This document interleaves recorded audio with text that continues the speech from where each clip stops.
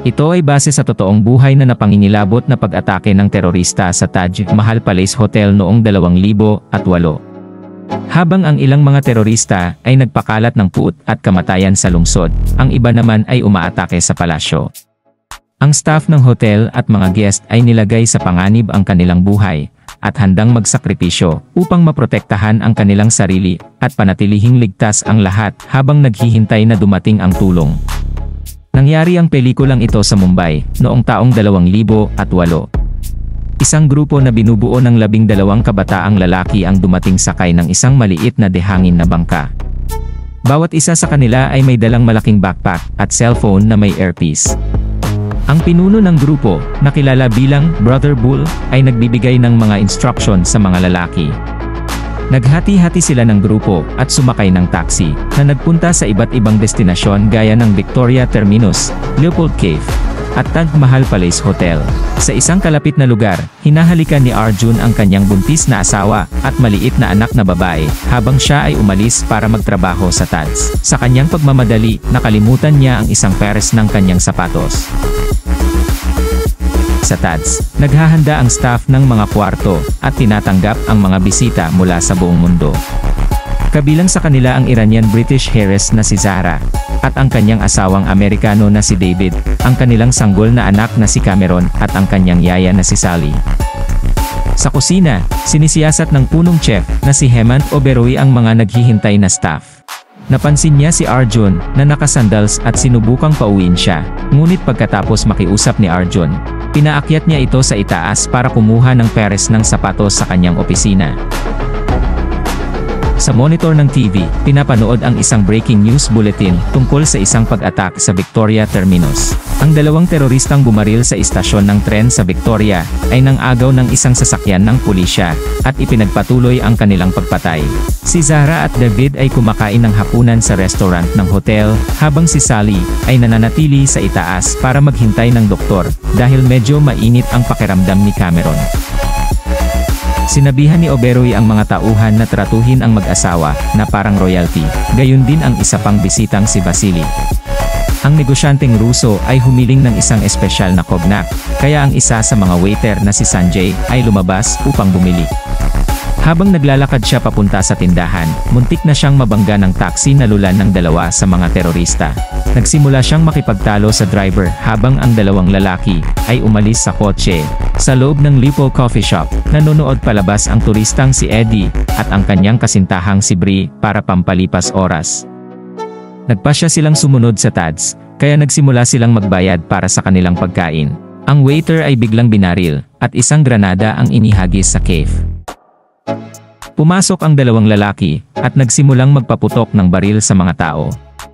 Si Eddie at Brie ay tumakas at tumakbo sa mga lansangan, kasama ang iba pang grupo ng mga tao.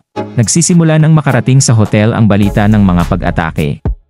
Nag-aalala ang staff ngunit sinubukang manatiling kalmado sa harap ng mga bisita. Ang grupo ay tumatakbo sa Taj at humingi ng saklolo. Binuksan ni hotel manager Dilip ang mga pinto, at nagmadaling pumasok ang mga tao. Kabilang sa mga ito ang 4 sa mga terorista. Agad silang naglabas ng mga baril at sinimulang patayin ang lahat ng nakikita. Nagkahiwalay si Eddie at Brie dahil sa kaguluhan at tila natamaan si Eddie sa kanyang pagtakas. Nasaksihan ni Arjun ang pagpatay mula sa restaurant at inutusan ang mga bisita na magtago sa ilalim ng mga mesa at ang mga staff na patayin ang mga ilaw at isarado ang mga pinto. Sinubukan ni David na tawagan si Sally, ngunit nasa shower siya at hindi naririnig ang pag-ring ng telepono. Dalawang receptionist na nagtatago sa ilalim ng mesa, nagawang makatawag ng pulis at nagbabala sa ilang bisita na manatili sa kanilang mga kwarto. Nang tahimik na ang main lobby, inutusan ni Brother Bull sina Imran at Rashid na simulan ang ikalawang plano, umakyat sa itaas at patayin ang sinumang makikita. Sa wakas ay sinagot na ni Sally ang kanyang telepono habang may kumakatok sa pinto. Binalaan siya ni David na may mga namamaril sa hotel, nang may biglang isang babaeng puno ng dugo na tumatakbo sa silid, na sinundan ng tunog ng mga putok ng baril. Hinawakan ni Sally si Cameron at nagtago sa closet ng banyo, habang ang babae ay nagtatago sa kabilang banyo. Pumasok ang dalawang lalaki sa kwarto at pinatay ang babae. Pinipilit ni Sally na patahimikin si Cameron na nagsisimula ng umiyak. Hindi sila napansin at umalis na ang dalawang lalaki. Mabilis na tumakbo si Sally sa shower, at sabay silang umiyak ng sanggol. Tinawagan niya ulit si Zara.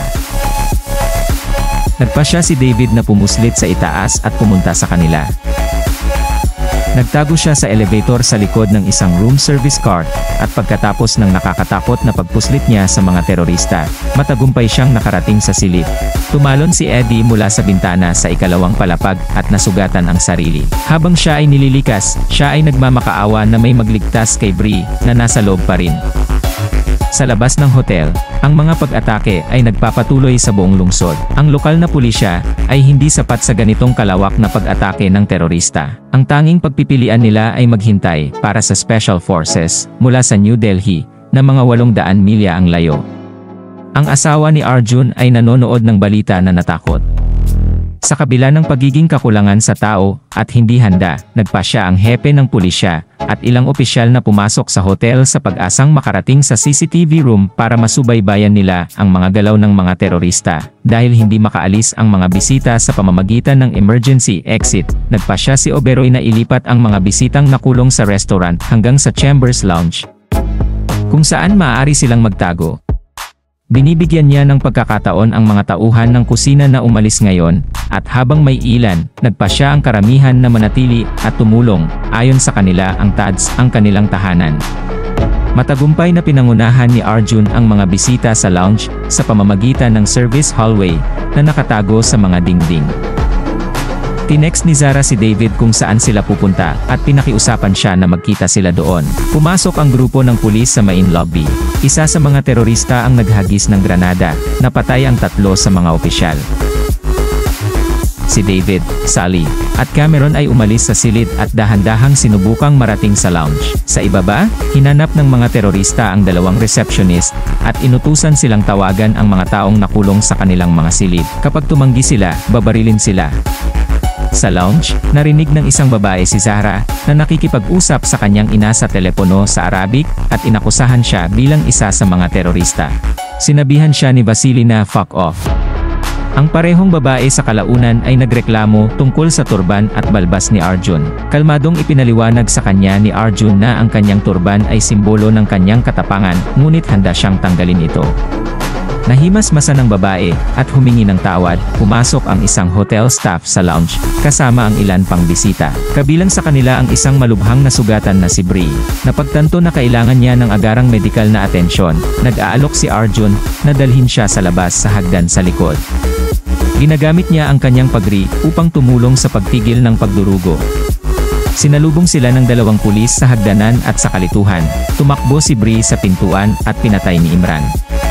Inutusan siya ni Brother Bull na simulan ang pagkuha ng mga hostage, partikular na ang mga mukhang importanteng tao. Si David at Sally ay nakarating sa ika-6 na kaharap nila si Imran.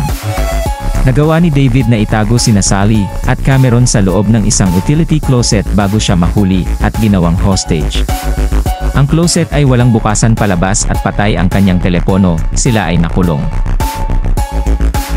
Pinangunahan ni Arjun ang pulisya sa silid ng CCTV at nakitang madaming napatay na kanyang mga kasamahan kabilang na si Sanjay. Ginagamit ni Abdullah ang isa sa mga badge ng namatay na opisyal upang subukan at makakuha ng akses sa lounge. Nang bubuksan na ni Oberoi ang pinto, tumawag si Arjun at binalaan siya. Nakarinig ng mga ingay sa loob, sinimulan ni Abdullah ang pagbaril sa pinto. Ang mga bisita at staff ay pinapasok sa silid sa likod.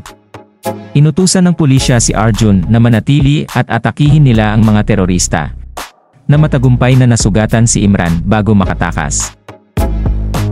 Sa itaas na palapag kasama si David at ang mga hostage, tinawagan ni Imran ang kanyang ama at lumuluhang sinabi sa kanya na mahal niya ito. Makalipas ang 6 na oras, nagpasya si Zahra na umalis sa lounge, kasama si Vasily at ilan pang mga bisita, sa kabila ng mga babala ni Oberoi. Pagpasok nila sa lobby, ang mga bisita ay pinatay habang sina Vasily at Zahra ay na-hostage. Kinaumagahan, nagsimula nang dumating ang mga tropa ng Indian Special Forces. Kinapapa ni Abdullah ang mga bulsa ni Vasily, at natuklasan na siya ay isang ex-Special Russian operative.